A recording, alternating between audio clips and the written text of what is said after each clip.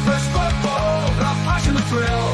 The passion, the thrill. The stadiums roar, you can feel the chill. You can feel the chill. The teams are ready, the battles will start. The battles will start with dreams of glory, they'll play with heart.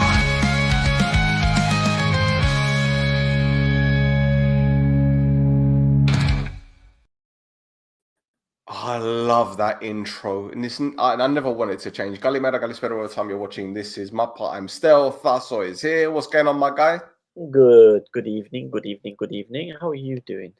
You well? Yes, I'm good. I'm good. I'm good. Plodding along, as they say, but still here. Still here yourself? Yeah, me too. Me too. Still here, still here, still here. You know, Lovely. I read through a couple of the comments we received on the YouTube video from last week, and we took one of those comments in particular where they said maybe you should try and start earlier, and we went, no, we're going to start later instead. Hey, hello, everybody. Hello. No, the reason why we are late, we recorded an interview, and Yes. it's a pretty good one, I think. I don't mean to blow our trumpets, but I think there's a few headlines in there. I think are going to shock Yeah. some people. You have to be a Cyprus football connoisseur to remember this person, but he's got some great stories. Oh yeah, Great stories. oh yeah. And you know what? For the fact that we know Cyprus and Cyprus football the way it is, we should have just been like, no surprise. But they were still fucking brilliant. Yeah, still absolutely brilliant. Yes. So yeah. Yeah, so look forward to that coming out. Yes. I think we're going to have to get subtitles put on now for this one, for sure. Yeah. Anyway, guys, don't forget to follow us on Instagram and X at This Is MAPPA. We're doing really well with Instagram right now. Guess who started following us on Instagram today, Thaso? Oh, this is new to me. Who is it? Mr. T. Mr. T. Wait, Mr. T. Mr. T. But not the I beautiful Mr. No, T. I was gonna say that. Oh, wait, Mr. T. Mr. T. Oh. Mr. T. Oh. Oh. Okay. That. Yeah. Yeah. Oh. Okay. Better start behaving ourselves then. No.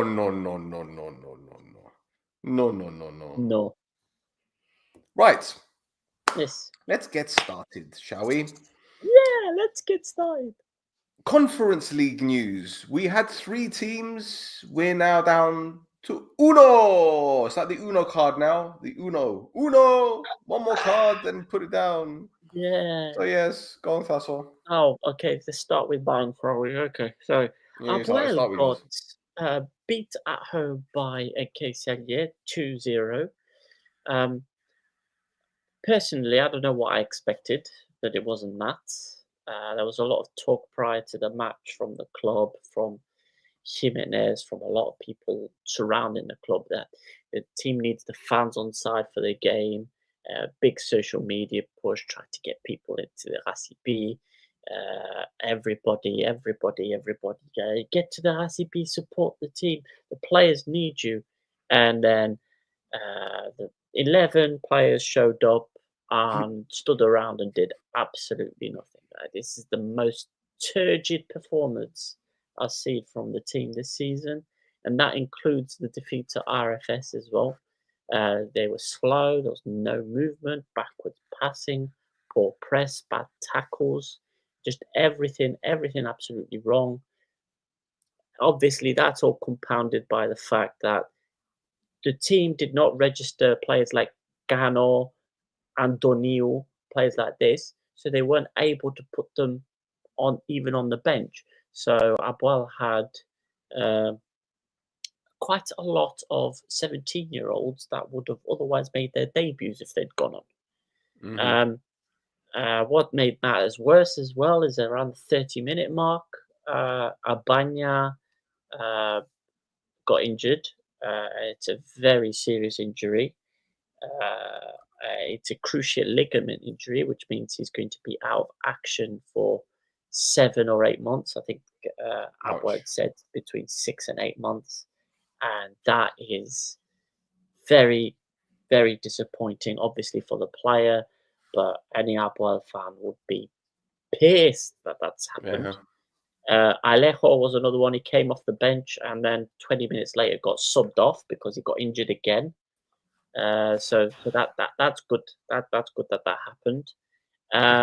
What else? Yeah, Celje weren't even that good. It's just Abuel was so shockingly poor.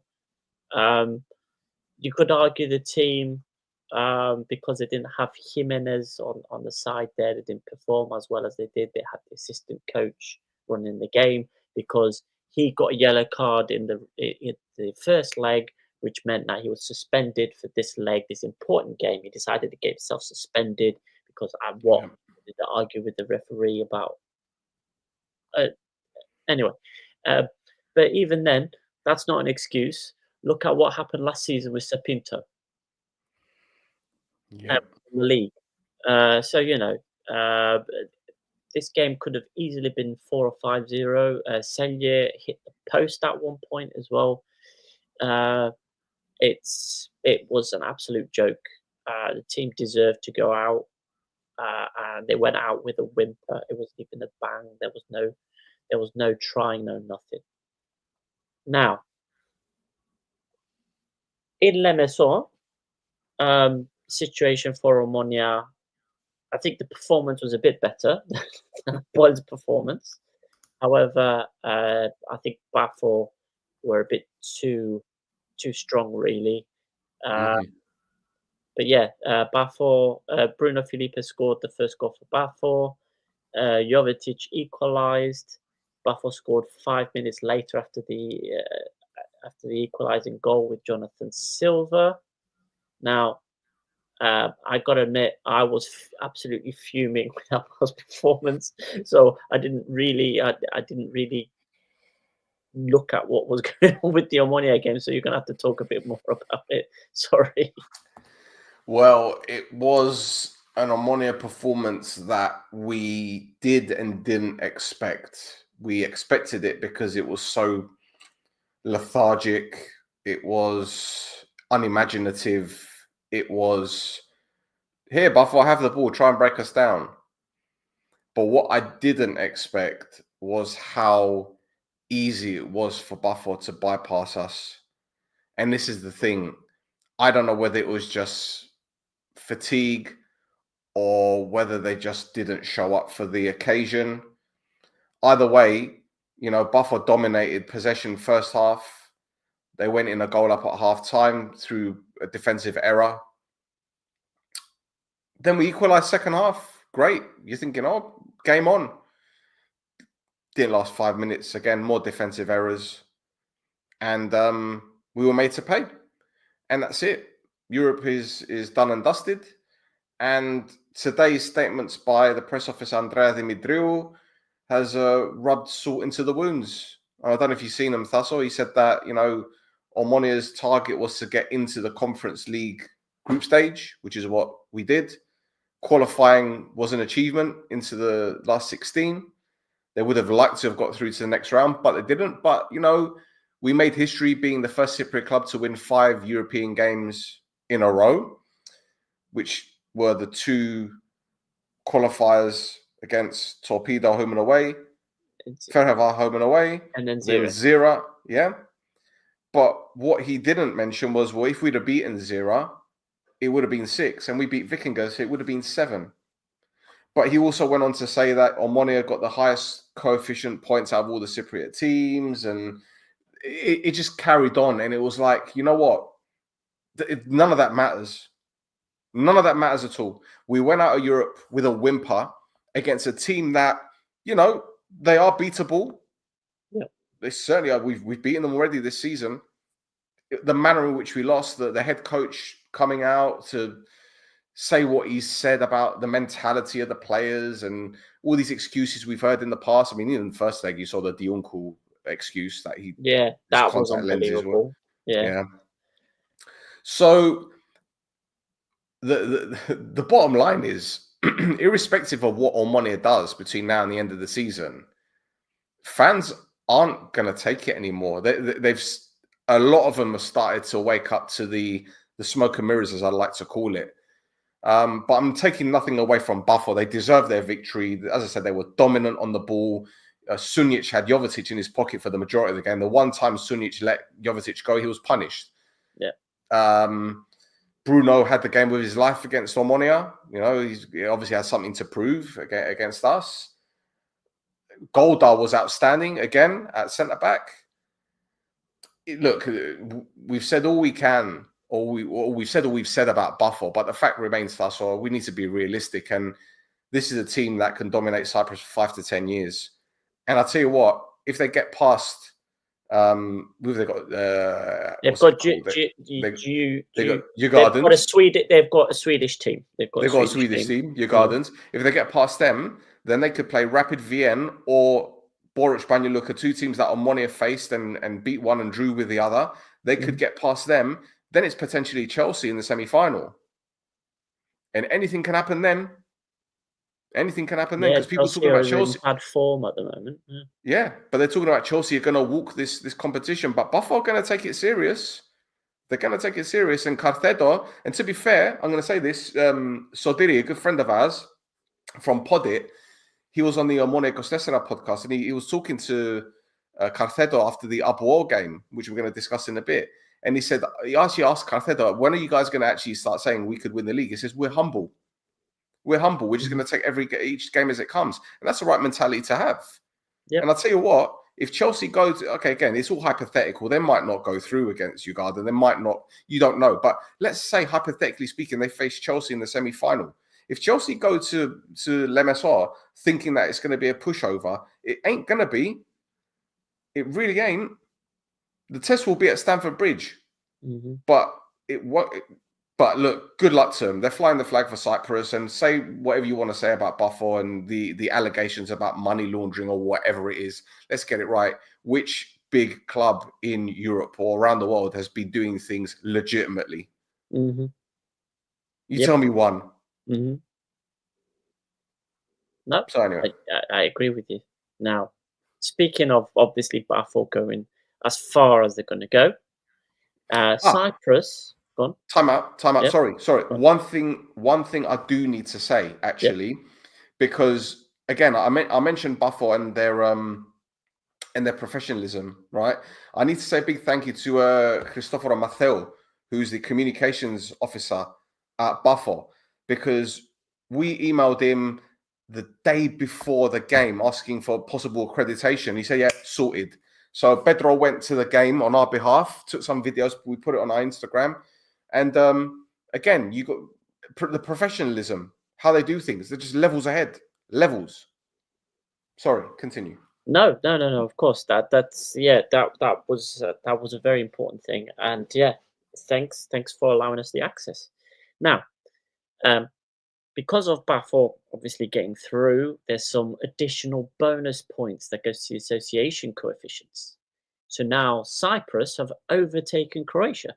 Cyprus are the 19th best association according to these coefficients. There you go. Now Sweden are in 21st.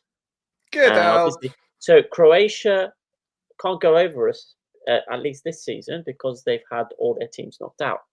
Sweden are in 21st, but the only team they've got left in European competitions is Djurgården. There we go. And they're and they're 1.15 points away, something like that. So they need to get past Buffalo and then get past, I think, get through to the semis as well to go over us. Now, Israel are in 18th, but I don't think we're going to go past them. They're 4.6 points away. So Buffalo would need to win the Conference League.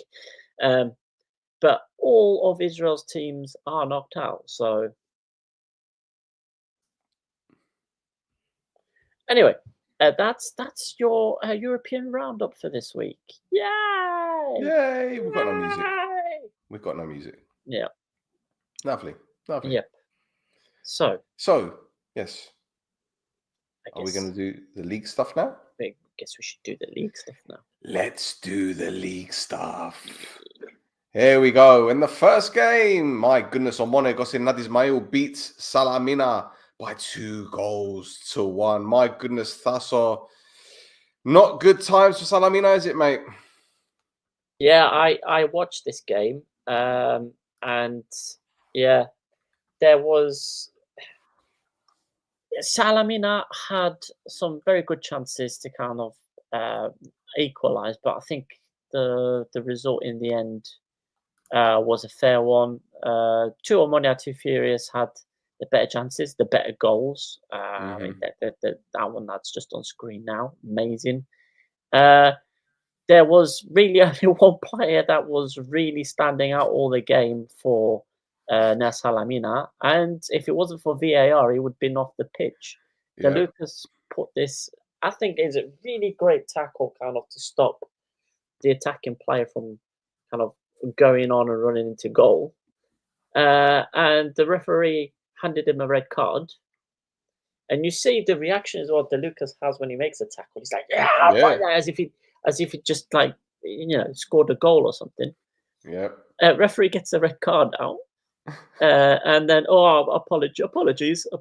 Here you go. I took a red card Yes, away from come you. And then on. again, yeah, fucking goal. But yeah, towards the end of the game, you can see already De Lucas is like, I don't know, it must be like 6'5", 6'6". He's towering above everybody else anyway. And you see him, he's the only one running up and down the pitch the whole time for NAAAAH Salamina, trying to get something to happen in those final minutes. But yeah. Yep. Back to them lot. They performed very well and they deserved that win though.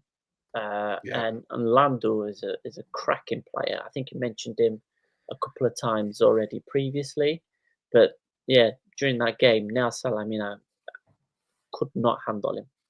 Yeah. So I think it's going to be very important for them when they try to stay up. I'll tell you what, the first time I actually saw him up close, right, was obviously against my team, Omonia. And the first half, he was absolutely incredible. He was sensational, winning the ball back, challenging, getting stuck in. And he scored twice, which, again, you wouldn't expect from a defensive midfielder. He will move to a bigger club in the summer. It might not be in Cyprus, but he will move to a bigger club. I can see it happening. He's only 24 as well. All right. But he's got bags of ability, man. I just think that, unfortunately, the players around him aren't as good. That's the thing. But they found a gem. They found a gem for sure. But the other thing is, Velio's got on the score sheet for Salamina. Did you see the overhead kick earlier? Yes, I saw that happen. It's unbelievable, the skill. Yeah. Unfortunately, didn't go in for him. But our Instagram made sure it went in. Yeah, Just exactly. follow us on Instagram. We'll show you that it went in the goal. yeah. Come on, Apostle. Come on, follow us, and you would have scored 2 goals. Yeah. I think we've got good viewing numbers on that one. Don't worry about it. I think we're all right. Right. Shall we move on? Let's go. Let's go. Let's go. Right. Next game. Well, Omonia Aradipo drew 2-2 against Ethnigo Aachen. What a game this was. Aachen taking the lead through Jorginho. Bonetto equalizing from the spot. Was it Dedor? I think that's the guy's name. Dedor, he scored Dedor. And then Theojaro scored in the 94th minute. But Thasso, this penalty given to Aachen, what do you reckon? It looks like he catches him late on the foot, doesn't it? Like he stands on his foot. So, I think it's a penalty. But yeah. But you know what? To be honest, the way that the game panned out, I think Aachen will be very, very disappointed how they kind of threw it away because it was, again, defensive mess, absolutely defensive mess, and you can see what it meant to the Aradipo fans. So it just a stampede. Yeah. I mean, I think Aradipo could have sneaked it away at the end as well because they had a free kick that hit the crossbar, Sana, it was a fantastic free kick. It just needed to be just a teeny bit lower and would have gone in. And they had a chance after that goal as well, but there was some desperate defending and goalkeeping at the end to keep it level. So yeah, defensively, it's a weird one with Akna. They kind of if if they pay attention more to scoring goals, they seem to leak them the other end. Whereas if they shore up defensively, the game finishes 0-0. Yeah, so it's a strange one for them. Yeah. Yeah, they've hit a bit of a rocky patch at the moment. I think this is 3 draws out of the last 5. Not great, but I think it's coincided with the dip in form for Andereggen. Bonetto is keeping them afloat at Yeah. the moment, and obviously with Lipsky yet to come back from injury. So, listen, they're going to stay up this season. They're practically where they were end of last season anyway. Yeah. Weren't they? Yeah. Mhm. So there's been no changes. So there's no. All right. Again, we keep saying this. When Elia left, when Cabrera left, we thought, how are they going to cope? But obviously, Badia's come in, and we know how good he is as a coach, and we know what he's capable of doing. But at the same time, we need to turn around and say, listen, credit to what's it called, the Omonalippo coach. Yeah. Because again, all right, they were one of the favourites to go down. All right, they're still 1 point off the relegation zone, but he's doing what he can with the resources. So Yeah. listen, it's yeah. Yeah, no. I said it from the beginning. A lot of people put them to go down kind of as quickly as Chilmonia to Furious. I said no, keep an eye on them. Their coach is their secret weapon. He Hugo seems to be Martins, yeah, yeah, 100%, he seems to 100%. get a lot out of his players that other people wouldn't necessarily be able to. Absolutely. Yanni's made a comment here. As it stands, Cyprus, money wins you the league. If tomorrow another random guy decides to come into Cyprus to invest next year, maybe the Oxford will be the champions. Who knows? It's not about football anymore.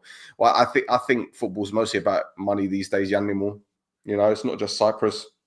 Look at Wrexham in the UK, how they're just gonna keep flipping, pumping money into a project until they get into the Premier League, and then the razzmatazz and the Hollywood nonsense is going to continue. Credits Apostos Makridis for Ethnico.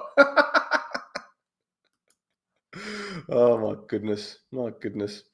All right, on to the next game then. There's nothing else to discuss, is there? Nope. No? Okay. Alrighty ho. So, Paralimni held to a draw by Anorthosi, our mates. Krikoviak scoring a goal. No, sorry, that was Barudi had the goal disallowed for. Yeah. So why did I miss the goal? No. But the Baruti. Yeah, that's right. The Barudi one. Happened, Yeah, that happened around 6 minutes in. Yeah, that's right. Sorry, Yeah. Barudi thought he gave them a lead, but he didn't. It was disallowed for handball. But Krikoviak made it 1-0. Then our mate Sim Tandy equalised. Sim Tandy, yeah, bullet header. Look at that bullet header, just like Alan Shearer. Buried it. There you go.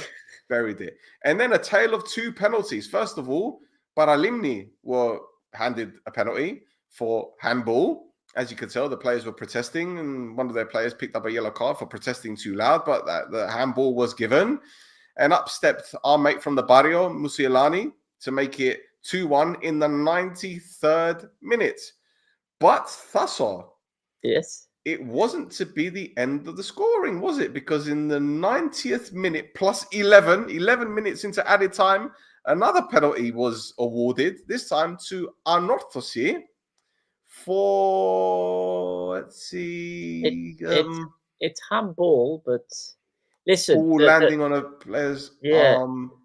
The VAR performance in this game is absolutely shocking. First of all, Baruti's goal was with the chest, so that should have counted. And neither of these 2 penalties should have counted because Krikoviak gets pushed over by Elisha Sam. And I thought the yellow card that Sam got was because he pushed Krikoviak originally. And even when you see the handball, Krikoviak, it doesn't know anything about it. It's just he's been pushed out the way, so he's just gone like that. Yeah. So there's The ball is too close to the Close to hand. the It's hand. not handball. Yes. Yeah. I'm playing on. and the If other ever you needed those lines to be muttered. and the other one, it's the same. Well, it's not a penalty for me because they've all jumped up for the header, and Sim Tandy has headed Alicia Sam's arm into the ball. Yeah. So Yeah. it's Sim Tandy headering the ball. It's just that there was an arm here where he's pushed the ball up. Yeah. So it's not handball. No. It's No. absolutely horrible, horrible officiating from the VAR all the way through that game. What's new? What is new? Eleos. Yeah. Eleos. Well, as I say, congratulations to our mate Sim Tandy for getting his Yes. first goal. First goal since God knows how long. Yep. But he'll take it. He doesn't care. He'll take it. He'll take it. Oh, he loves it. He There we loves it. go. Well, Conceição scored the penalty, the resulting penalty for Anorthosis. But they're going to have to find goals from somewhere else because Rafa Lopez is gone, hasn't he, Tasso? Yes. So Rafa Lopez has signed for Wiesista Krakow. Wiesista Krakow. Right? I don't want it. I don't want no messages about how I'm saying the name. That's how you say it. Wiesista Krakow. Anyway. It sounds like Bueshista. Yeah. Well, yes, exactly. Hmm. Yeah. But yeah, I'm pronouncing it correctly. Nobody at me. Now, so according to reports, Anorthos has got 40,000 euros for the transfer, but he also agreed to cancel a 2-month salary debt the club had with him. So yeah, amazing. Obviously, he knows the situation the club is in. He doesn't want to put them into a further financial mire because I'm guessing he's not exactly the lowest earner at the club, or he wasn't the lowest earner at the club. No. And 40,000 plus not having to pay those 2 months' wages, it helps the club out a lot, I think. Yeah. Pretty sure they could have got more for him, but I think the 2 months in arrears probably didn't help out.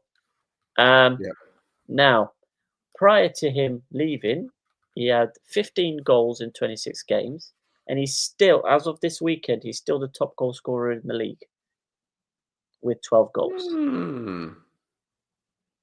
Interesting. Yep. Interesting. There you go. Okay.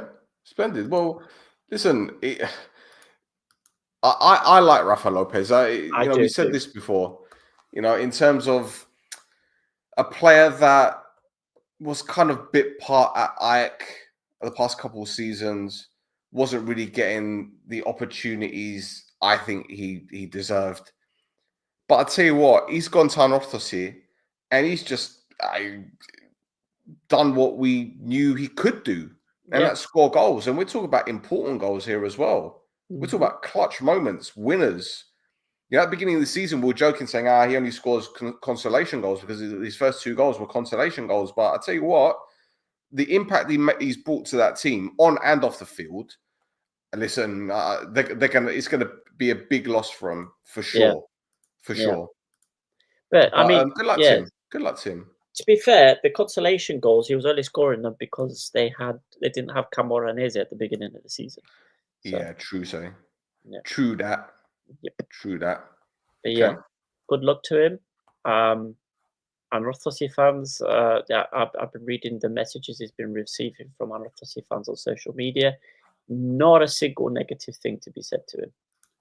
I don't think you can say anything negative about him. Not just for the fact that he scored the goals, but the fact that he's alleviated a lot of the pressure, the financial pressure on the club. Yep. So, you got to give him his flowers in that respect, man. Well, yeah, and I think he left a very heartfelt message as well for the Anorthosis fans before he headed to Poland. So yeah, good guy all around. Good luck, nothing but positive things. Good luck. Okay, on to the next. So we're going to go the other side now. You said nothing but positive things. Now this is where it's going to get interesting because that's all. Ajax beats Carmio. No, what am I doing? Sorry, negative things again. Yeah, Omonia. Sorry, Yeah. sorry, Well, I got the order wrong. Omonia drew 1 apiece against Apollon. Apollon took the lead for a deflected goal from outside the box. And then Omonia, with 7 minutes to go, grabbed an equaliser through Gaguli. Ping pong there. Alium hitting the crossbar in the post. Gaguli scoring an equaliser, but then Jovetic losing his temper, pushing. Who was it? Demarco pushing him in the throat, getting sent off. Not a great end to the evening for Omonia, and Jovetic continued going back and forth, this time with Doragaray, although I wouldn't really fancy my chance against Doragaray. Jovetic is going to miss the next 2 games, which against Apuo and Buffalo, the other way around. And Omonia are in the shit at the moment. So, yeah, I've got nothing else to say about this game. Omonia were just dog shit, in all fairness. Yeah, I've got one more thing to say, because it's probably something that you that you missed off in your rage. But Simic got a yellow card in the 54th minute. Yes. And Apollon were not happy it was only a yellow card. And on their Instagram account, they actually posted videos of the player's leg after the game. I wouldn't put it. Don't put it on screen. It's there. If you're squeamish, you don't like the sight of holes in legs. Don't do it. Well, what I did will feel a say, bit queasy looking at it, to tell you the truth. what I will say, it was a nasty challenge. Yeah. And he's lucky to stay on the pitch. However, the player wasn't wearing shin pads. Well, the way his leg looked, I don't think you could say, yeah, he wasn't wearing shin pads. It's Yeah. Not going to bring it up. Yeah. Not going to bring it up. You've I've seen got it nothing now, up. though, haven't you?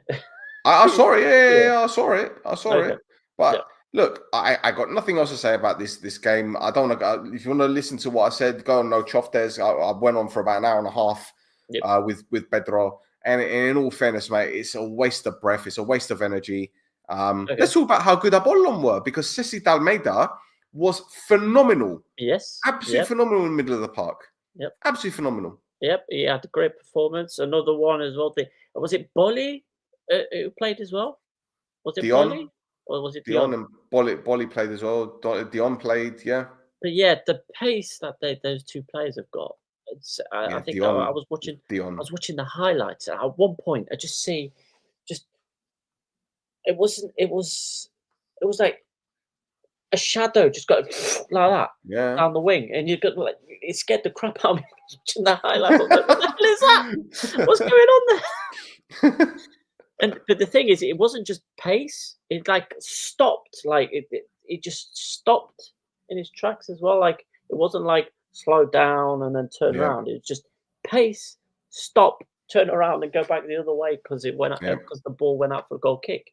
It was Apollon. I don't know why these players were not starting under the previous coaches.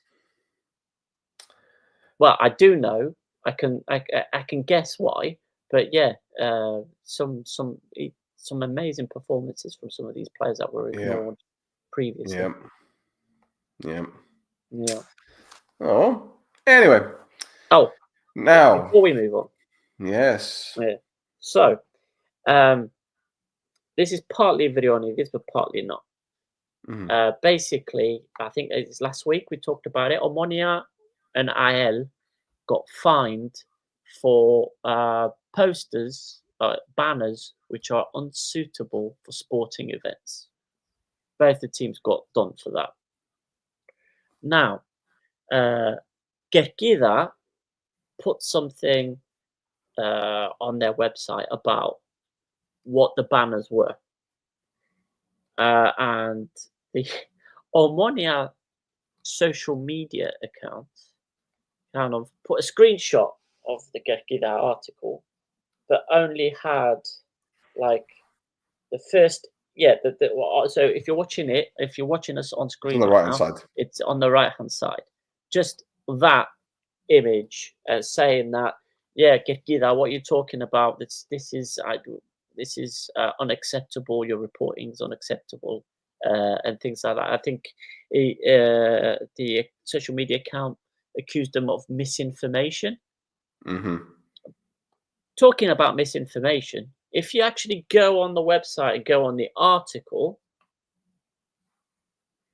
if you scroll right down to the bottom of the article, it actually has the two images in question that they were Yeah. saying the banners, those are the banners that the clubs are being fined for. But the Omonia social media account didn't want to show that. Anyway,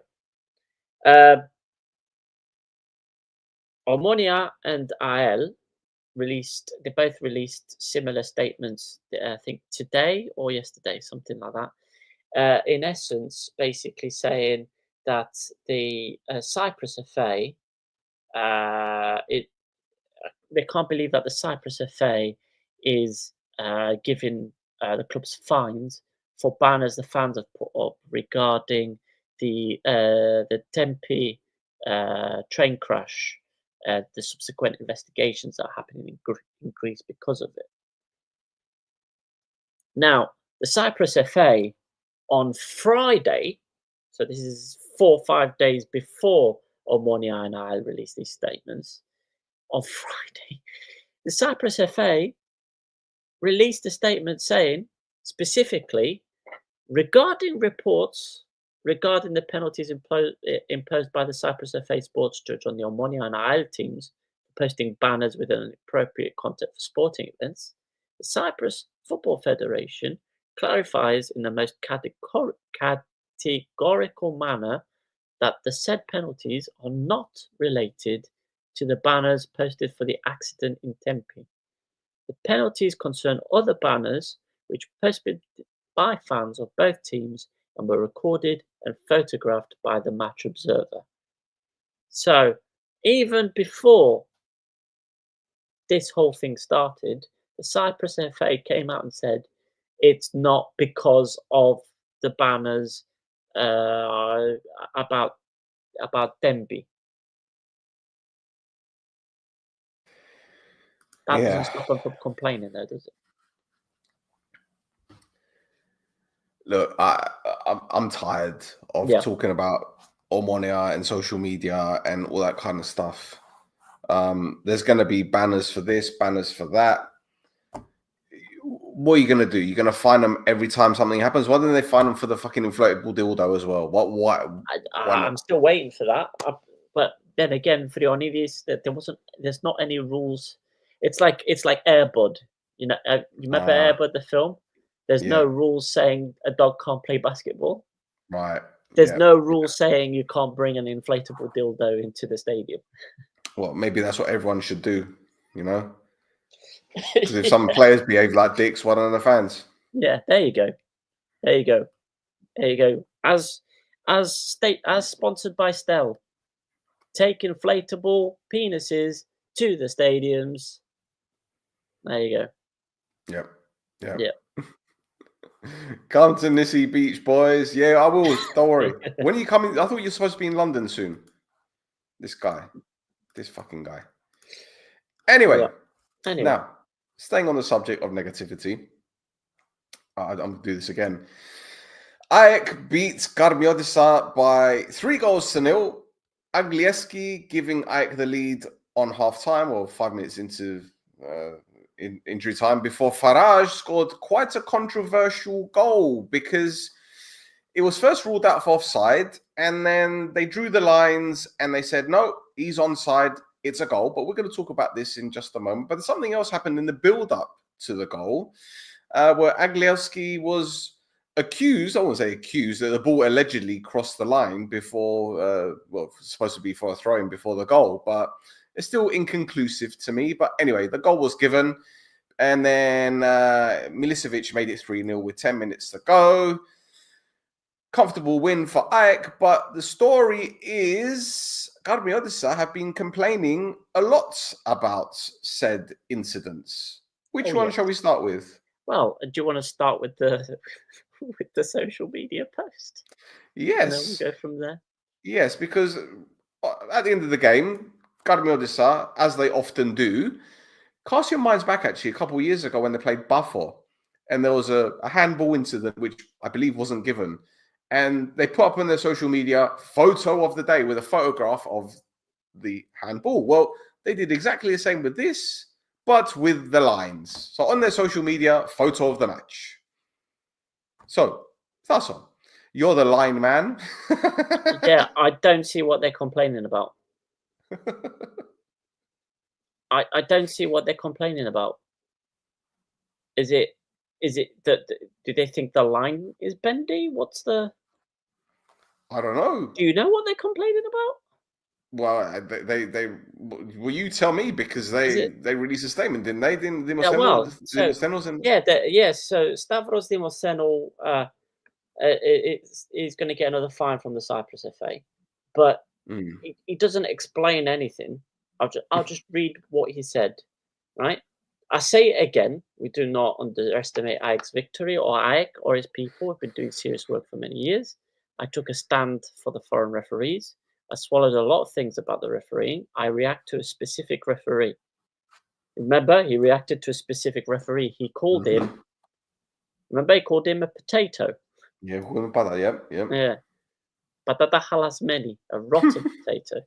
Now, because many people are gagging them, we have a dictatorship, or there is a fine and they are afraid to say it. I will say it so that our football is healthier. For some people, and not all of them, who did VAR and are not VAR referees, but normal referees, to come and be a referee in Apollon or Monia and then snub the Cypriot referees, it bothers me. If he were a Cypriot VAR referee, he would have drawn the lines correctly and it would have been offside. Again, we've got it on screen. Why is that offside? Anyway, I don't care that my team lost to AEK. Of course, I'm annoyed. But what we see from a person who's responsible for refereeing and is concerned with the good of the championship, must supervise, care, and must get along. And since the fines will be dropped, I will say it. Of course, he's not doing his job properly. I will speak up. When they mentioned Kumaz, I did not mention the bad. He is obliged to see these things that I say. I did not speak with him. I say it publicly because maybe I will be heard better. It is no coincidence that most of the factors and the pure sports fan who gives me, the Google Translate has been a bit weird here, who gives me from his backlog to come and watch the game. The Dane will catch the falling Europeans and go home. We pay for the Europeans. The foreign referees come so that we can say that we brought foreigners. I do not put them all in the same pot. The VAR for the game was Danish. That's why he mentions a Dane. Now, in essence, Stavros Dimosthenou here is complaining that he had a foreign referee at the game. Right? Right. He had a foreign VAR and he didn't want it. He wanted a Cypriot VAR because he would now have to draw the offside lines. But is this the same guy that was complaining about Cypriot referees earlier on in the season? Again, we go to the halasmeni batata, rotten potato. But not only that, he also last season complained that because Garmiotis is considered a small club, in inverted commas, they don't get foreign referees and therefore get poorer referees because of it. Okay. Make that make sense. Yeah, exactly. Well, now, did you go on? No, you go. No, I was going to say, did you see the CFA's rebuttal? I did not see this. Oh yeah, the CFA brought out a response saying this is how we work out the offsides. Yeah, let me just bring it up because we've got it on our This Is MAPPA account. They said the CFA, since the introduction of VAR, has been utilizing one of the best and the most reliable VAR technologies, including offside software. The roles of the VAR and the replay operator in offside situations during a match are clear and precise. The VAR identifies the player who may be in an offside position and the second to last defender. Then the closest point of their body to the goal line that is considered for offside is determined. The replay operator places the points indicated by the VAR, and the rest of the process is handled by the offside software system. The offside lines displayed by VAR may sometimes appear not to be perfectly straight, as you said, Tasso, or parallel to the field lines due to the following factors. Number one, perspective and camera angle. VAR cameras are not always perfectly aligned with the field lines. The image perspective may create the illusion that the line is not parallel. 3D protection technology. The VAR system uses a three-dimensional model of the field and players to position the offside line. This line is adjusted according to the actual positions of their players rather than the visible field lines, which may appear distorted due to the camera angle. So, VAR you go. So yeah, they're basically complaining that the lines aren't straight, even though they are straight, and it's just a perspective issue. Yeah. Anyway. Whatever. Anyway.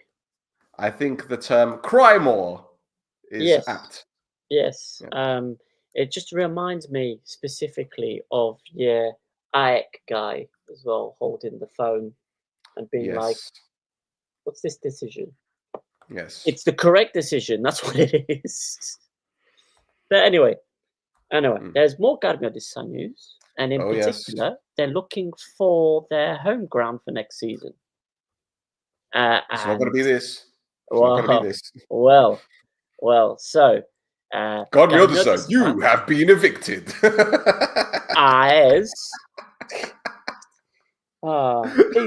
Please leave the Tyrion. Just imagine we're saying it in like Geordie accents. No, it's yeah.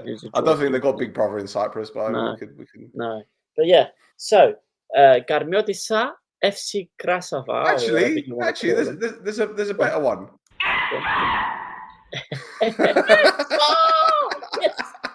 Yes, beautiful. So, we've got Garmiodyssa, FC Krasava, or whatever they want to call themselves this week. Project Euro 24, Ipsona and whatever they're called, and AES have opened discussions with the Ratio, who are the owners of the Tyrion, about playing in the ground next season. And the negotiations are happening out loud and in front of everyone. So the clubs wanted to be in attendance at a joint meeting, but the Ratio has organized separate meetings, stating that the fees for playing at the Tyrion are set on a by-team basis and won't be reduced just because there will be 3 teams. If you remember a couple of seasons ago, where these 3 teams went to the Ratio before and said, oh, it'll be cheaper if 3 teams come in, they've decided to go back on that now. Anyway, so the Ratio press representative also said that they were looking to reduce the fees that the clubs are paying because they know they're excessive by installing solar panels. Now, here's the problem for me with that is that where are you going to install the solar panels? Because the roof, he admitted himself in the same press conference that the roof needs 5 million euros worth of work on it to make it suitable for matches to be played at the ground, right? Now, additionally, when are they going to fix it?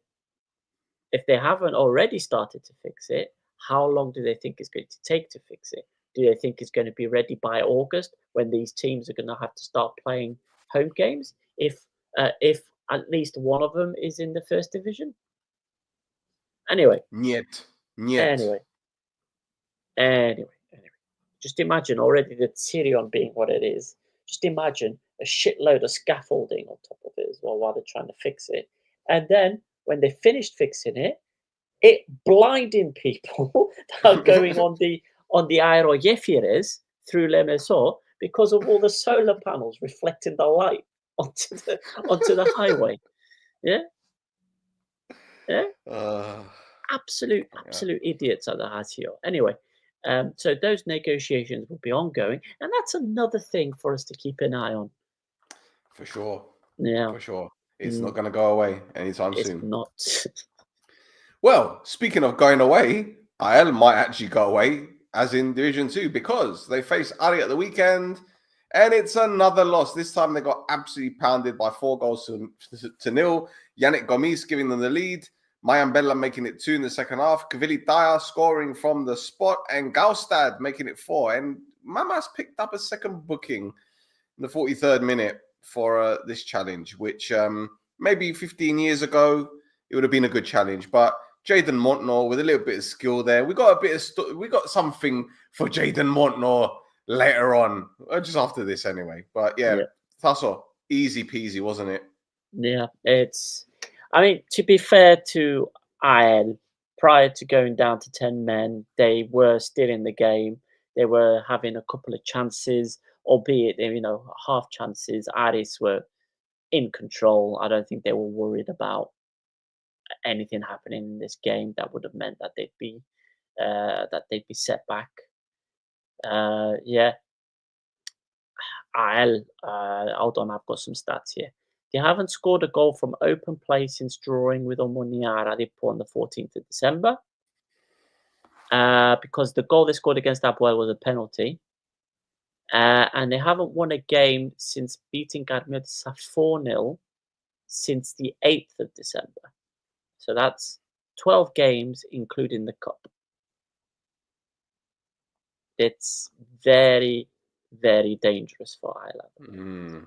And it's gotten to, so the kind of the toxicity around the club is getting to the point where the social media account has blocked all comments from their Twitter posts. Yep. So yeah, it's getting bad. Absolutely. And they still got the supporter ban for another 2 games.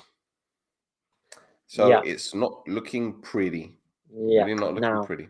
Now, before we move on to the stuff with Jared Montnor, we need to mention something else that includes Aris, NIL, and Apollon. And the Ratio. There we go. There we go. They're back again. So back to the Ratio for a second time. Aris, IL, and Apollon use the training infrastructure near the Tyrion. So Apollon, I think they only use it for their youth teams and the women's teams. And Aris and IL use it full time for their teams. Now, as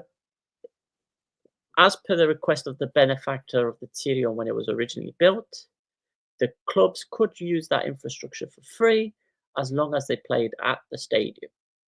So now the Ratio, the owners of the stadium and the training infrastructure, have decided to recoup rent from their tenants. But how they did it originally was to threaten to kick them out if they didn't start paying. Like, the statement was basically that, right? That we're going through legal. They're basically evicting them. Yep. Forcibly evicting them. You know how landlords do that sometimes to tenants who are very poor, and we look down on them and we call them bastards for doing it. All of a sudden, the Ratio want to look like the good guy.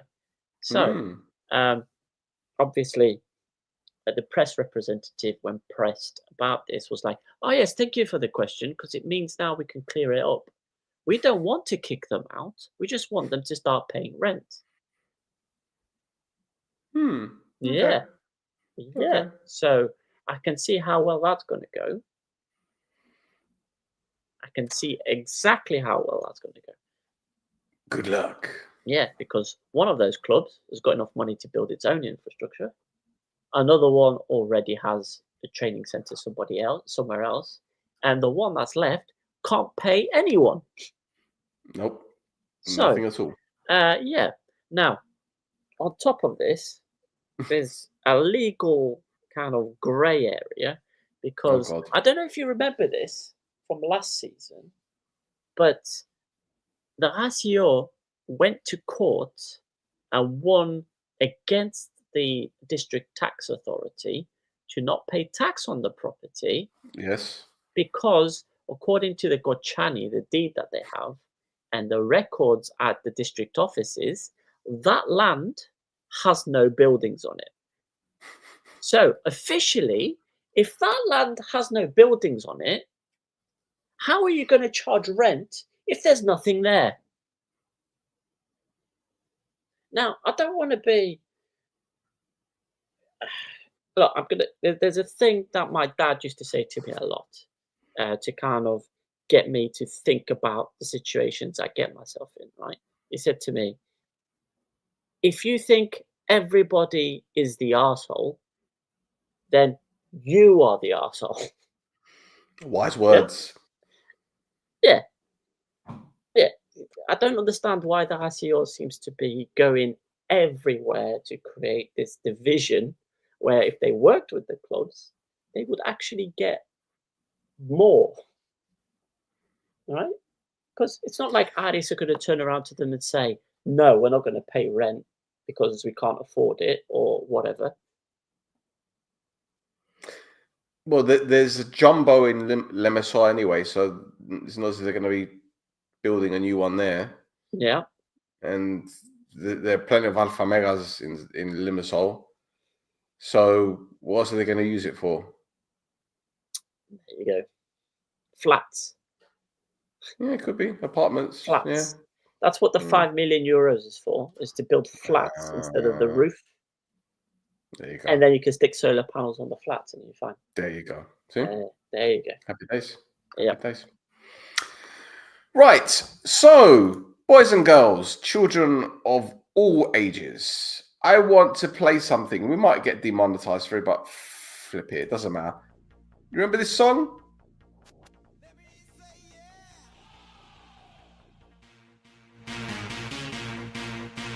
Remember this song? No Limit? Too Unlimited?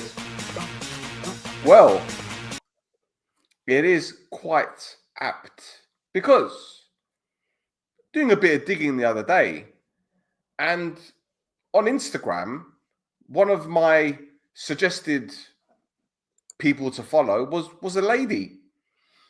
I just checked her profile because I noticed that Jaden Montnor was following her. And scrolling down, she actually had a post up about Jaden Montnor joining Ari. Now, here's where it gets interesting. Because Too Unlimited, they're a band from, they're very famous from the 90s. They're a Belgian Dutch band. Very famous between the years 1991 and 1996, known for Euro dance, techno, dance pop, etc., etc. And they had a singer called or they do, Slingard, I believe his name is. But the female singer, not the original one, the recent one that joined in 2022, her name is Michelle Karamat Ali. And this is the lady whose Instagram profile I checked that posted this image of Jaden Montnor. Well, as it turns out, she's his mum. Are you ready for this? So,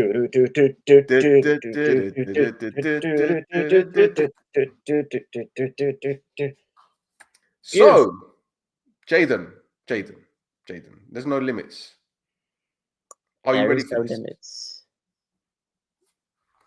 Yeah, that's fantastic. I never thought I would associate an artist player with Too Unlimited. I mean, it's incredible. Yeah. We're saying 2024 isn't real. 2025 is continuing in that vein. Absolutely. And they have a website called Too Unlimited Live. TooUnlimitedLive.com. There you go. They're getting free sponsorship, man. Yeah. Wow. Absolutely. I'm just trying to find more information, but the thing is, every time I scroll down, it starts playing a song. But on the 22nd of March, they're going to be in Essen, which I assume is in Essen is in Germany. Okay, it's in Germany. In the 4th of April, they're going to be at the Pepsi Center in Mexico, and then on the 5th, they're going to Guadalajara. Nice. Nice. So they're going everywhere. There you go. In fact, let me just bring it up because there's a place here that I'd like you to try and pronounce. Oh, bloody hell. Okay. Yeah, come on. Let's have a bit of fun. All right. Where are they going on the 22nd of March? So they go to the Grugerhalle in Essen. Oh, No, you no, mean no, the no. one below it? The one below it, yeah. Oh, the Brabanthallen Hertogenbosch, and that's so Hertogenbosch is in the Netherlands. Hmm. Excellent. Hertogenbosch. Excellent. Oh, you did that very well. I know. Have you ever been there? Not there in particular. No. No? Okay, fair enough. Fair enough. Hertogenbosch. Yep. Okay, cool. So there you go. There's that. There's that. There you Now, go. one more game. I mean, if we have to, we can do. We have to. All Well, right. long and short of it is, Buffalo went to the Gazibi and they beat Abuel by 2-0. Jairo scoring a header in the 60th minute, and then nothing really much happened until Correa was brought down, but no penalty was given. Whatever, it is what it is. For me, it was a penalty, but anyway, who cares? Because Buffalo still ended up winning the game. 89th minute. Jairo's carbon copy, what's his name? Anderson Silva made it 2 from a header. And Buffalo win again. Yes, two crosses again, but Thasso from Buffalo. Yep. Imagine if you were from Buffalo. No, not from Thasso Buffalo. from Buffalo. Not Thasso from Buffalo. No Mm-hmm. Buffalo and Gebezzo Pro. Anyway, yeah. So Antonio and Lautaro Cano returned to the team, as well as Jimenez. Fat load of good it did.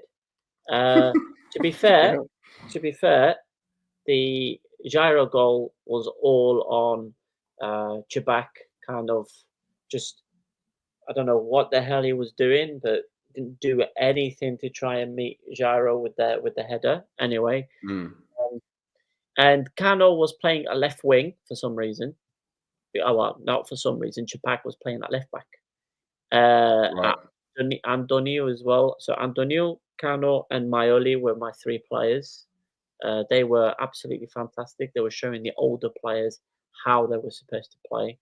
The energy that those 3 players had scared the crap out of Baffle. Like Baffle didn't know what to do with those. Well, with Cano and Maioli in particular. And then Antonio was the only one who was kind of switched on to clearing, getting stuck in, trying to do something with the ball, because there was at one point it was almost going to be a carbon copy of the goal we conceded in Bafo when we played Bafo, Yes. where the ball went out on the wing after a clearance, and then everybody stopped except for the Bafo players, and then you see Jorge Antonio run from the opposite side of the penalty area and put a sliding tackle in to the Bafo winger to get the ball off him, while Chewbacca, who was closest there, was just stood there waiting for the ball to go out. So, and so the Abuel social media decided to do an MVP of the match, even though they got. I saw this. And they gave, and people voted for Chewbacca as man of the match, and I was like, on what planet? On what planet was he man of the match? Like, I know, I give him a lot of shit, but I also give him his flowers when he deserves it. He had such a shit game, so terrible. It was horrible.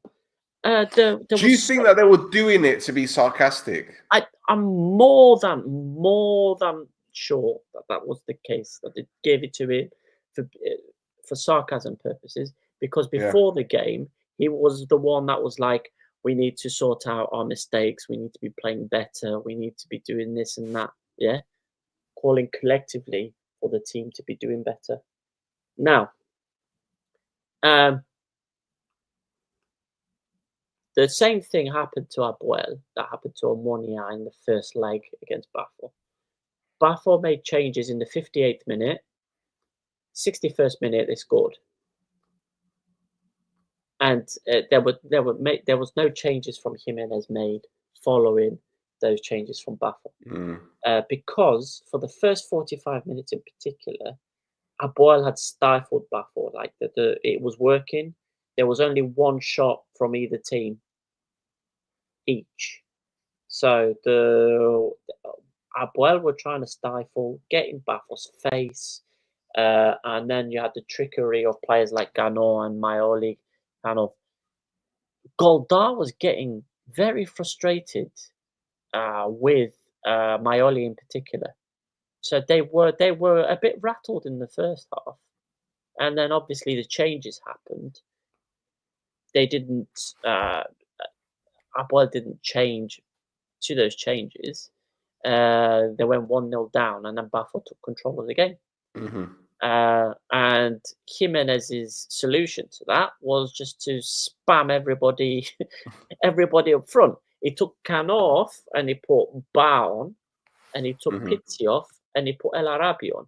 So he played 3 up front, and then behind those 3, you had Maioli, Tejera, and I can't remember the third midfielder. Well, when Pizzi, was it? Pizzi, when Pizzi? No, Pizzi got taken off. Pizzi got taken off. Yeah, for El Arabi. It was a mess. It was a mess. Tactically, it was inept. But anyway, the fact that Maioli was scaring the crap out of them, for me, meant that you either put somebody like Meyer on or Gaktir Giz, who is a similar player to what Maioli was doing. Neither of them touch pitch. Neither of them. But yeah, Anderson Silva scored it in the 91st minute. It's a deserved win for Bafo, just because of how inept things are looking at the moment at Abuel. Yeah. Yep. Well, let me show you how inept things are right now for the rest of the league as well, because here comes the league table that's all from Bafo. So yeah, here you go. Bafo are first with 61 points. Aris are second with 55. AEK are in third with 51. Omonia are in fourth with 49. 12 points behind first place. Abuel are in fifth with 40. What's that? 21 points. Apollon are in sixth with 36. 36 points. Well, might as well be. Anorthosis are in seventh with 36 points. So that's going to be an interesting little race for the last 2 games of the season. We've got Achna in 8th with 28 points. AEL in 9th with 21 points. Garmodisa in 10th with 21 points. Omonia Radipo in 11th with 20 points. Paralimni in 12th with 19 points. Nea Salamina in 13th with 16 points. And 2 Omonia, 2 Furious in last place with 13 points. Now, here's a question, and it's just for content purposes. When we, Omonia, won the league, the following season, we fell out of the top 6, but we went on to win the cup. Now, in terms of the title defense, it was horrendous, catastrophic. But when you look at Abuel at the moment, being 21 points behind Bafo, with no chance of winning anything, out of the cup, out of Europe, which campaign is or was worse? This one. This one's worse. This one's worse. Because it's going to get... Because we won the cup, or just... Well, yeah, at least at least there was something to win. This one's worse. It's an absolute horror show. It's an absolute horror show. And it's all the decisions from the top down to the bottom have been an absolute shambles. Why weren't players like Lautaro Cano, Antonio, why weren't these players registered in Europe? We couldn't play them. Alejo, that's on the coach to make that decision to register them. No? Alejo is injury prone, so we try and find somebody to bring in who's going to be looking at just in case Donis gets injured, which he has. So you bring Alejo in, who is injury prone, and look, there he is, injured again. Sarfo, what's he doing at the club? What is Sarfo doing there? What is he doing? Well, the funny thing is, a couple of hours before kickoff, I received a message again. Take it which way you want to take it, because people talk in Cyprus, Yep. but sometimes they talk shit. But someone messaged me saying Sarfo flat out refused to play. He said that he was ill, just doesn't want to play. What? He's not wanted to play for the last 2 seasons. Oh, come on, he was all right last season. Last season, no, it wasn't. Was the year before? The year before, when you he first was signed him. great. When you first signed him, yeah. Yeah, but last season, he started off well enough, went missing for half the season, almost went to Kuwait, didn't go, and then barely played towards the end of the season. He's been injured. He's come back in inverted commas, and now he's disappeared again. First of all, talk to me about this Alejo, because I don't know if you watched the Govenda pod the other day. I was watching it because I know they had Manduka on, but before they were talking about Alejo, and Mihaly, I think it was. He was saying he's one of the worst players he's ever seen in an Apoel shirt, or something along those lines.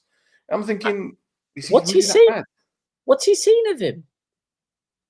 He's played 2.5 matches. He's played 2 matches, right? And both those matches, the tactic was spaff it into the box. So that's what he was doing. His instruction was get crosses into the box. So that's all he did. Put cross into the box, cross into the box, cross into the box. Against Celje, he came on in the 70th minute, and by the 85th minute, he was off. He's Darren Anderton for the modern generation. He's absolute sick note. This is it. And it's all over the team. Maya is supposed to be this explosive player, fantastic player. Nothing. Nothing. We needed to buy defenders in January, so instead we buy a defensive midfielder, which we already had 3 of them anyway, and Alejo and Sodirio. So we had to bring Antonio back from Omonia Radipo just to have somebody to play next to Leifis. Yeah. Hey, do you remember when Christian Gross got the Spurs job and he got his train ticket and he was waving it in the press conference? We knew the writing was on the wall then for him. For me, and I'm pretty certain we spoke about it on the pod. Yep. When Jimenez got the job, remember when we showed that clip on social media where he was walking on the touchline in the training ground, counting the steps? For me, I was just like, what was that for? Again, look, I'm not a coach. Maybe that's what he does. Maybe it's superstition. I don't know. But whatever it is, now I'm looking back on it thinking, were they serious about bringing this guy in? Was it? Did they seriously? Did they consider his appointment as seriously as they should have? Because I haven't seen you guys improve at all this season. Nope. At all. Nope. And I will tell you something. When Apoel announced him, I put it on social media. I took that Kim Kardashian tweet that says he's here and he's beautiful. I changed it and I said he's here and he's fine, I guess. Yeah. It's like they appointed him because of what he did at AEK Athienon, right? And from people who have described his situation at AEK Athienon, where he won what he won, was because everybody else kind of the rumor is they kind of let them win. Yeah. Beatriz describing him as the quality of coach that Cyprus has never seen before. And that fans should give him a chance. It's almost as bad as Ket Spires. I'm the greatest coach they ever coached in Cyprus. Yeah, it's I don't know. It's bad. I don't know. It's The bad. decisions up from the top down to the bottom have been an absolute shit show this season. Yeah. And your club has got until the end of March to pay 1.7 million as well. Yeah. Otherwise, Mandara has to pay for it. Well, not And, only that, he has to also pay for security now. Yeah. The Abuel Ultras have come out with a statement. I'm going to read it very quickly. You have made the proudest people in the country. You have made the Contrary. proudest people in the country ashamed of your mess. You're all responsible, and be sure that you will be held accountable. We are not going to allow the destruction to continue, and be sure that you are not ready to see the people of Abuel against you. The Fan Association will take its own actions and will return to inform the public soon. Isn't it incredible how a few months ago he was partying with the supporters in the nightclubs and everything, and Yeah. Yep. now, just like with Omoni supporters, people are actually waking up.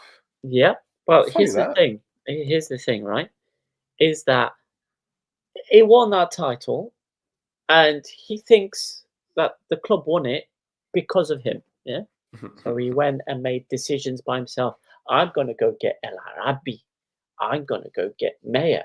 I'm going to go get this player because I'm Apoel. I am Apoel. So I can get these players in, and I'm going to get these players in, and they're going to be great.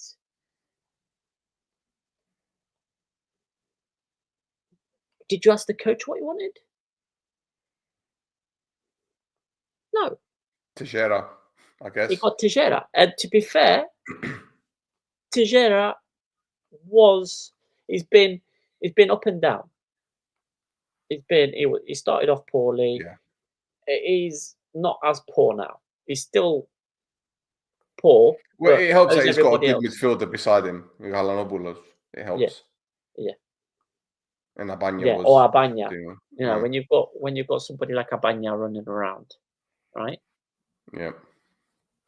But yeah, El Arabi is Pedridis' signing because he spent all summer trying to get him, and then when he couldn't get him, he brought Drazic in instead. And then, El Arabi actually wants to sign, so he got him in as well. So then you've got Drazic, who wasn't registered to play in Europe. It's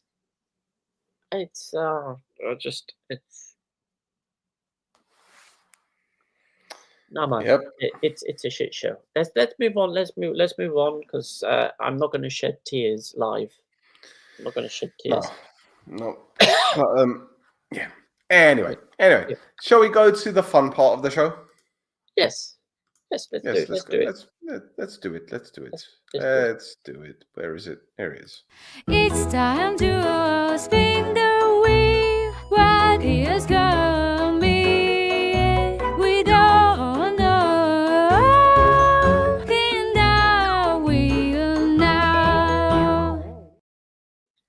Our mate is back He's with back. another banger. He's Back with a banger. So, let's move you in slowly. So, Yes. last week we played a little video of the Aris Anorthosis game, and in particular, a reaction between a certain person and the Anorthosis fans. Remember that? Yes, I do. Yeah. So indeed. Alexei Shpilevsky and Michaeli Mayambela have been fined for their reactions to Anorthosis fans in the Aris game. So there you Okay. go. They've had fines. Now, we also have fines for Ael and Abuel for an incident that occurred between the two teams in the tunnel at half time. Okay. Yep. Now, we also have. So, I kind of breezed past this at first because I was like, but whatever. El Arabi got fined. El Arabi got fined for unsportsmanlike conduct to the visiting fans at the end of the game. His own fans. Abuel were playing away from home game. El Arabi has been fined by Vrionidis for something he did to the Abuel fans. Okay. But you didn't have many there either. No. So what did he do? No idea, but he's been fined for it. Okay. Right. I don't know. I don't know what to make of that, to be honest. Maybe because obviously the restriction on the fans, you've got 50, and maybe the players went to go clap them for the support or whatever, and somebody said to El Arabi, "Camo di razza sore," and he reacted. And he understood. Yeah, and he understood. They spent a lot of time in reacted. Greece. So But I haven't seen anything online about this. yeah, neither have I, except for Vrionidi saying he's been fined for unsportsmanlike conduct to the visiting fans at the end of the game. Okay.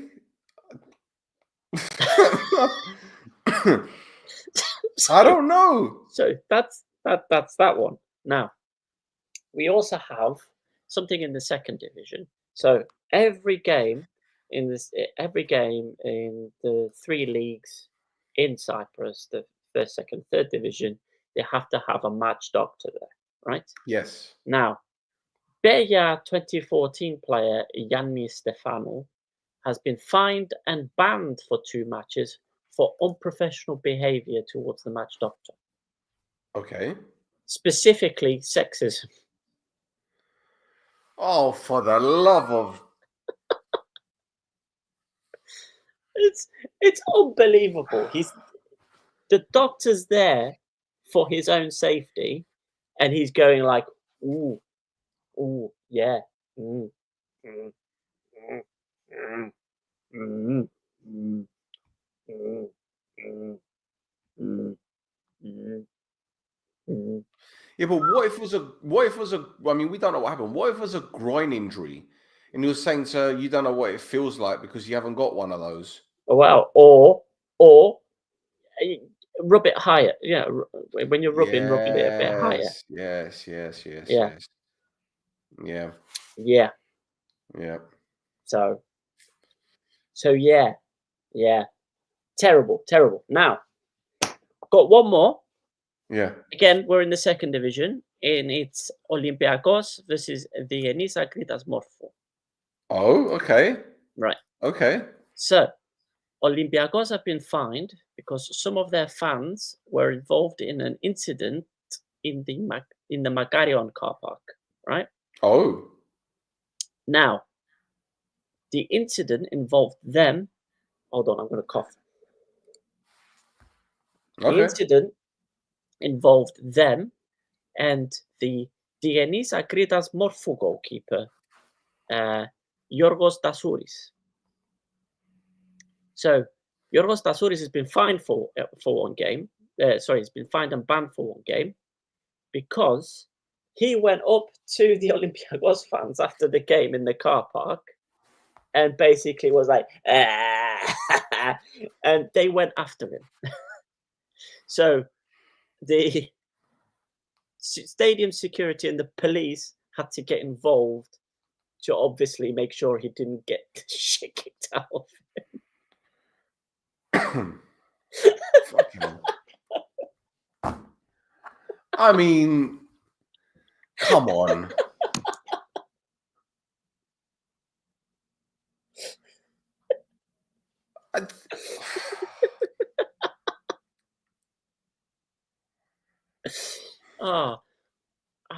This is MAPPA. It's all I can tell you. In all its glory.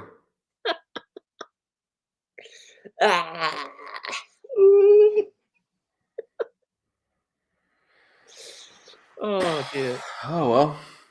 Yeah. Okay. Any more? No, that's it for you this week. Okay. Why? It's time to spin the wheel. What is coming? We don't know. Spin the wheel now. Right, we still have time for a couple more things. Let's go into PASP Corner. Our friends over at PASP doing some wonderful things. And this week, the focus has been on the women's national team. Now, prior to their matches against Malta and Georgia, we saw something and had to make a song and dance about it, because why not? So here we go. You have one of the coaches and you have one of the players. Now, the coach is wearing a tracksuit with the area branding.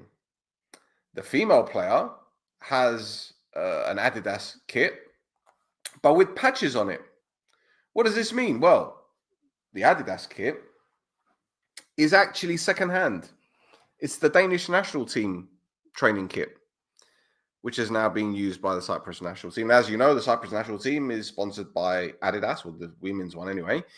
And the coach is wearing a completely different brand with patches on.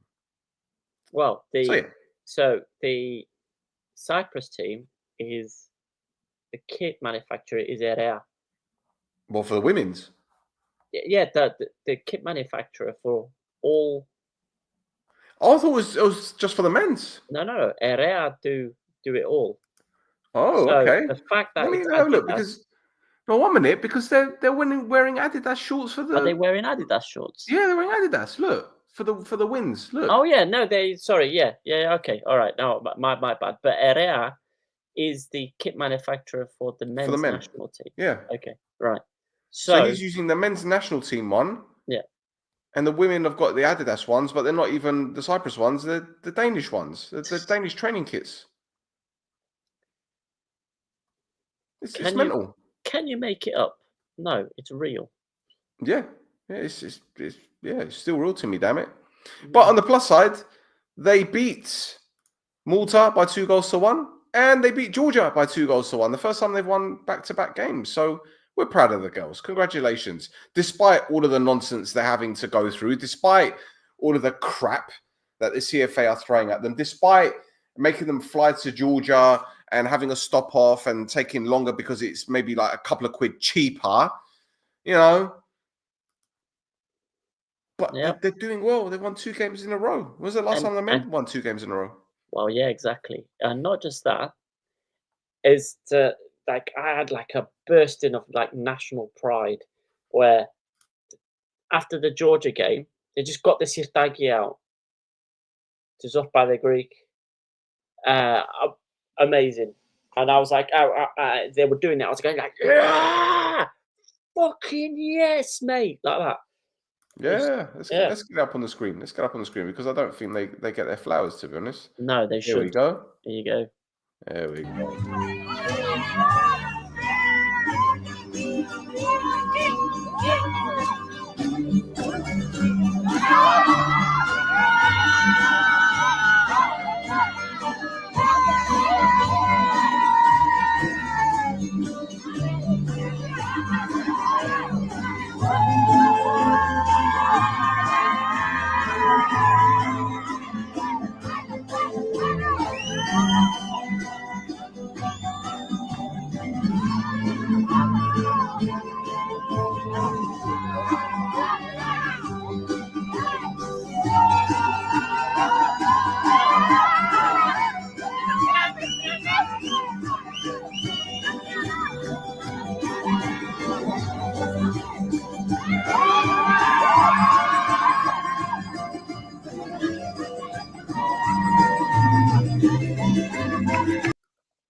Beautiful. There you go.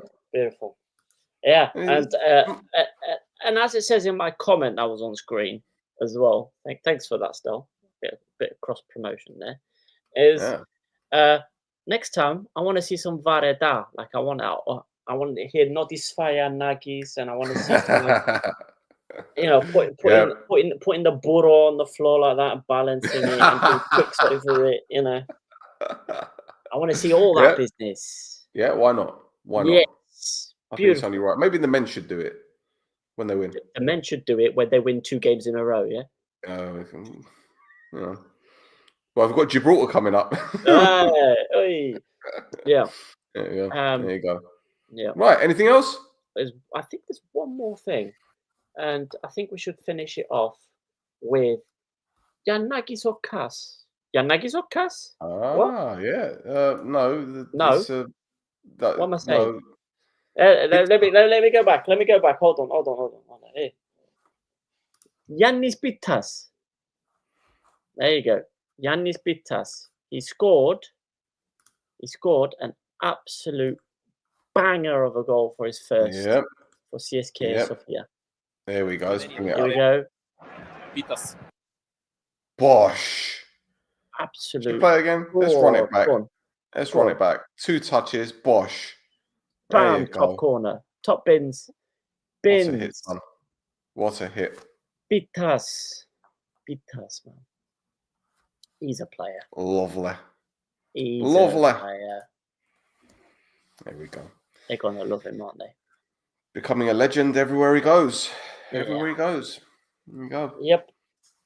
Anyway, Great. so that's it for another episode of This Is MAPPA. Thank you guys for tuning in. Thank you, Tasso, for staying on for so long. It's quite late in France. It's quite late in France. It's all right. It's quite late in Cyprus as well. Thanks for the people that are still watching us. True that. And for those that might not be in Cyprus, I don't know. We've still got a few people watching live. So Oh yeah. there we go. Don't forget to give us a follow on Instagram and X at This Is MAPPA. Tassos is at Flares Cafes. We will be back very, very soon. Got a couple of interviews set up, which is going to be very, very interesting for the progress of This Is MAPPA. So until next time, boys and girls, adios.